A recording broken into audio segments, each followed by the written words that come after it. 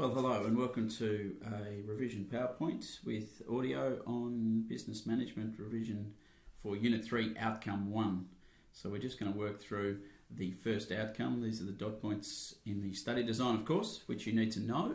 I'm going to talk a little bit about the theory and I'm going to show you some exam questions related to the dot points. But I'm not going to talk about how to go about answering those. I'm mainly just going to show you past questions that will give you an idea of what you need to know about each dot point. So let's move on to the first dot point, which I actually think is, it's a bit of a joke really, and you don't really need to know this because it's covered with the other dot points. So let's move right along. The second dot point is the characteristics of large-scale organisations. The definition, of course, is definition of an LSO or a large-scale organisation is more than 200 employees. That's your first characteristic. Your second characteristic and third and fourth and fifth may be things like whether they're listed on the stock exchange, whether they're transnational companies. You need to know at least 3 characteristics of large-scale organisations. Okay, and that was brought out in this question here, which is 2013 exam. Nice, easy theory question. Identify 2 characteristics of large-scale organisations. You could have your 200 employees plus, and one other that you've learnt throughout the year.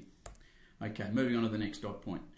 Variations in types of large-scale organisations, their objectives and related business strategies. Firstly, we have organisations that are either for-profit or not-for-profit. And then we have other variations in terms of whether they're privately owned, publicly listed on the Australian Stock Exchange. Privately owned covers those things like Linfox that are proprietary limited, and remember that proprietary limited covers private organisations. Limited on its own means that it's listed on the stock exchange, such as the banks or BHP Billiton. And whenever you see a limited after it, that means it's listed there on the stock exchange. And government organisations, now they may be government business enterprises such as AusPost, or they might be government departments. And you need to know the difference between those. So Aussie Post actually operates to make a profit. Not that they are making a profit, of course, given the demise of mail, but that's another topic. The government departments are there to provide an essential service, such as Centrelink or the Department of Education in the state government, for example. Okay, so what you need to know is the variations and the differences between these. So we also have, of course, charities. They come into the mix here. And a company like World Vision would be one you could talk about in terms of being a not-for-profit. Government departments are also not-for-profit because they operate on a budget and they're not out there to make a profit. They're out there to provide a service within a given budget. So productivity and efficiency are important for not-for-profits because they'll get more bang for their buck, just as it is for a profit company. But their end objective, their strategic objective is not to make a return to shareholders or make a profit. Now, this question here was in 2012, and it talks about the differences between objectives for profit and not-for-profit organisations. So you could talk about return to shareholders, you could talk about the fact that the for-profit companies compete with each other, against each other, whereas the not-for-profit often work together to solve a problem. So there's a number of different ways in which you can answer this question, but students had a lot of trouble with it. So I would recommend you go to the assessment report to talk about this and to look at some key differences that you can learn about for-profit and not-for-profit. And that did trip a few people up. Those second 2 marks, or the last 2 marks, were very hard to get in that question, it proved. Okay, next dot point. Typical management functions. Now, there are many management functions, but the ones you must know are operations, finance, human resources, marketing, and R&D, or research and development. So you've got to have, you could be asked a definition of any of these, so you need to have a clear notes on what these different functions of management are responsible for, and the sort of things that they might do. So back in 2010, we had a question about a particular company that was struggling due to the global financial crisis, and it said identify 2 management functions. For each function, discuss one strategy that the airline could use to overcome the problems caused by decreasing customer numbers. In this case, you didn't have to just identify a function of marketing and say what it was, it's used for the promotion of the product or service, but actually say what their strategy might have been within marketing to overcome the problems of declining customer numbers. So again, this is a good one for application, which means you must know and be able to apply what a marketing or human resources person does at a different organisation. So what's human resources responsible for at BHP Billiton, as opposed to what operations people are responsible for at BHP Billiton, is a good way of looking at it. And if you can apply that to a number of different organisations, you're in good stead. Okay, so the next dot point was the contributions, both positive and negative, of large-scale organisations. So I'm telling you, you must know at least 2 positive and 2 negative contributions to the economy. Now, where students fall over in this section is that they don't explain the impact on the economy. They just talk about, employment's good for the economy. Well, why is it good for the economy? You have to go and make a full statement on why it's good. Of course, there are the building of infrastructure, there's exports, which I've listed there, there's others. So there's plenty of positive contributions that large-scale organisations make to the economy. There are also, of course, to counter that, negative contributions. Now, these may be that they are willing to move their operations offshore if they can do it cheaper. So outsource part of their operations to a place like China, some of the manufacturing. That may result in downsizing, and why is that bad for the economy? So you've got to explain right through to why that's bad for the economy. And of course, environmental damage and carbon footprint, that sort of thing, is also bad for the economy. And you need to know at least 2 of each. And this was borne out in the 2013 exam. Straight theory question, outline 2 positive and 2 negative contributions that large-scale organisations make to the Australian economy. Now, you can put in company examples here for this answer, and that would enhance your answer. But again, you've got to punch out 4 key and separate points about 2 positive and 2 negative. Try and give equal weight lines, so about 8 lines to each one, or at least 4 lines to one positive, 4 lines to your next positive, etc. And this just proves you need to know this in theory. Okay, next dot point. Oh no, sorry. Back to 2011 exam. We've got evaluate 2 positive and 2 negative contributions of large-scale organisations to the economy. This is a bit of a misnomer, because if you read the assessment report, all it wanted was basically the same as the 2013 exam did, which was that they wanted you to explain 2 positive and 2 negative contributions. And because you were doing the positive negatives, they were sort of saying, well, you've done the evaluate. I think that was a poor use of the word evaluate, because as we know, evaluate means to make a judgment based on criteria. And in this case, you weren't really making a judgment about whether one was more positive or more negative. And they didn't require that if you read the assessment report. Okay, so you need to know. It came up in 2011, 2013, and this year's 2015. Now, I'm not saying it's going to be on this year's exam. I'm just saying that they ask it fairly regularly. Okay. Then we've got to know the internal and external. And within external, you've got to know operating and macro and the difference between them and these environments of large-scale organisation. So, the internal are those things that the organisation has complete control over. And when we come to do Unit 3 Outcome 2, we go into great detail of the internal environment.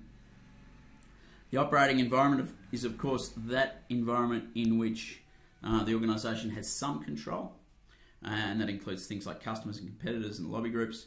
And the macro environment is that part of the environment outside of their total control, but which impacts them, and in some cases impacts them greatly. And technology, of course, impacts organisations greatly. The GFC was discussed earlier, and economic impacts impacting greatly at the moment. And if you think about what's happened to the demand for and price of iron ore and coal globally, that has impacted 2 of our bigger companies such as BHP Billiton and Rio Tinto. So you need to know the definition of all these 3 and what subheadings we've got within each group. Okay. a past exam question from 2012. Describe 2 factors from the internal and or external environments of large-scale organisations and discuss how they have impacted on an organisation that you have studied this year. Now, the great thing about this question is that you've got so many things you could talk about, and you've actually got to bring in a company example.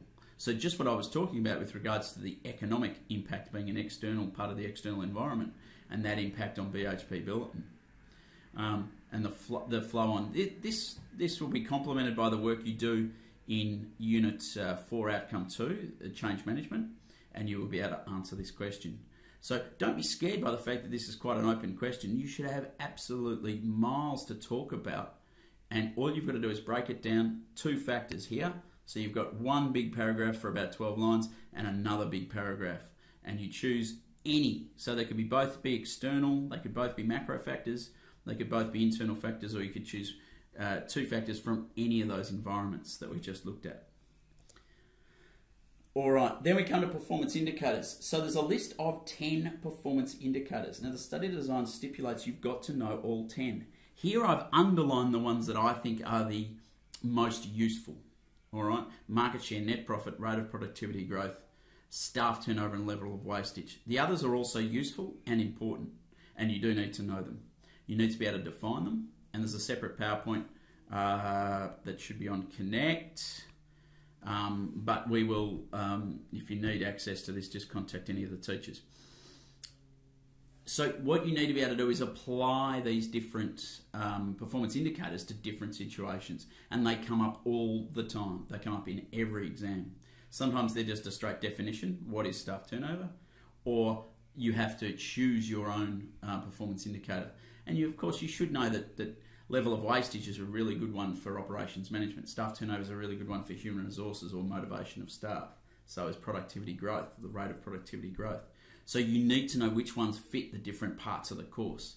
These keep coming back throughout the whole course, and you need to know which ones you can use and how to apply them across the different parts of the course when you're asked exams. Now we'll have a look at a couple of exam questions. Last year, for example, was just define staff turnover. I mean, that's just a straight theory question. Last year also was define percentage of market share and number of customer complaints as performance indicators. Now I was a little surprised. So last year you had to define 3 performance indicators. More likely you will be asked to, just going back a second, and we'll probably need to find you some old exam questions on how to apply these performance indicators. So you will actually get a question saying, choose a performance indicator that, would show whether there's been increased motivation or whether any operations strategy's been working at a particular company. All right. The last dot point is basically about the stakeholders within an organisation and a basic definition of ethics and social responsibility.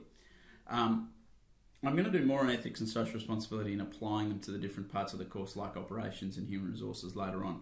So I just want to talk about this idea of stakeholders and their interests and possible conflicts. All right. So you need to know a range of stakeholders. So suppliers, interest groups, there's a lot from the operating environment and there's a lot from the internal environment. Shareholders and employees, management, all stakeholders. And you need to be able to say what their stake is. What is their interest?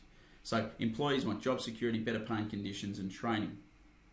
If you can basically sum up an employee's interest or stake in that way. Now, of course, we have some with compatible interests, and management and shareholders would seem to have compatible interests. Unions and employees would also seem to have compatible interests. And we also need to recognise where there might be conflicting interests.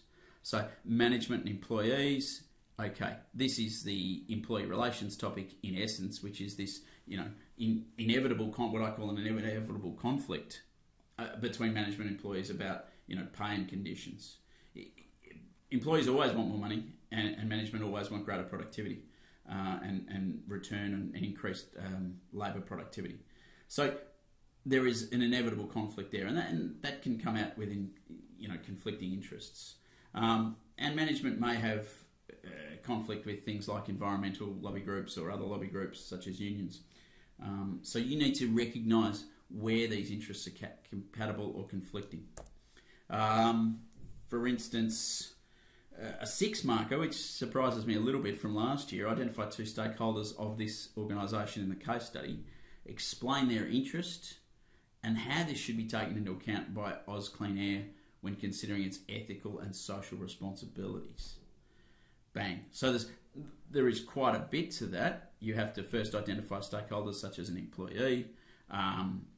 Their stake is obviously job security, as discussed before, having a wage to support them and their family.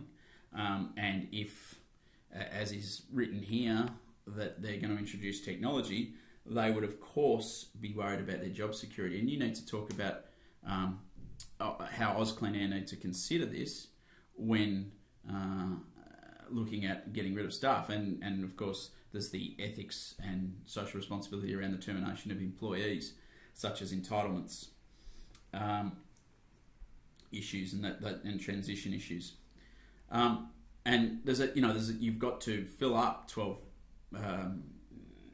lines on one of those stakeholders and then 12 lines on another stakeholder. So you really have to explain your answer quite clearly here. Back to 2013, this is just about stakeholders who are in conflict. In this case, it's written rather differently. Stakeholders may place competing demands on large-scale organisations. Explain why this may occur. And you may just look straight at the most obvious one, which is employees. What is their demands? Their demands for greater wages, greater paying conditions, more training. Whereas shareholders, they just want a more positive return, don't they? So they want higher profits, higher dividends paid out to them, and greater company worth. So the net worth of the company is important to shareholders. Okay. Going right back to 2010, we've got one from this, we put this case study up about Flylot Airlines earlier. Identify and explain how 2 stakeholders groups of Flylot Airlines would have been adversely affected by the global financial crisis.